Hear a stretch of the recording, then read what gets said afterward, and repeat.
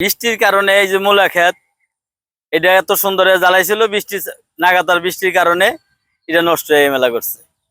এই যে পাঁচ শাকটা এই কদিন ভরায় পানিতে তলে আছিল, পানির কারণে এই যে শাক এটাও শেষ। ওই যে ক্ষেত কলমি ক্ষেত, ওটা বৃষ্টির পানি লাইগা থাকাতে ওই যে পানি ওটা নষ্ট হয়ে গেছে। ওই পাশে লাল শাক বুনছিলাম 1 বিঘা জায়গা লাল শাক, সেটাও কেবল জ্বালিয়ে উঠছে, পানিতে নষ্ট হয়ে গেছে।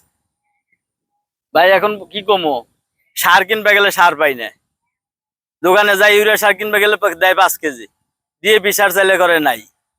এই কষ্ট করে সারটা আইনা তাও যাই হোক বুনছি, কারণ আল্লাহর উপর তো কোনো কিছু করার নাই। এখন আল্লাহ পাক যা করে ভালো নেগে করে। এখন সব মনে করেন যে পানিতে তল অবস্থা। এখন যদি আল্লাহ বৃষ্টি বাদলা কমলে যদি ফিরা নতুন করে বুনতে পারি, তাহলে আল্লাহ হয়তো দিতে পারে। কিন্তু যেগুলা বুনছি এগুলা কোনোটাই আর হইব না।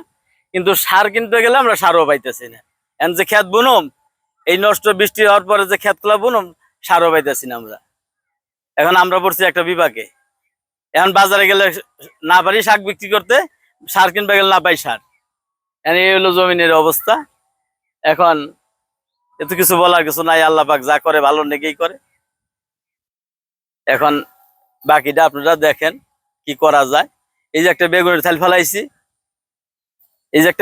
ফেলাইছি, বৃষ্টিতে অর্ধেক জ্বালাইছে, অর্ধেক নষ্ট হয়ে গেছে।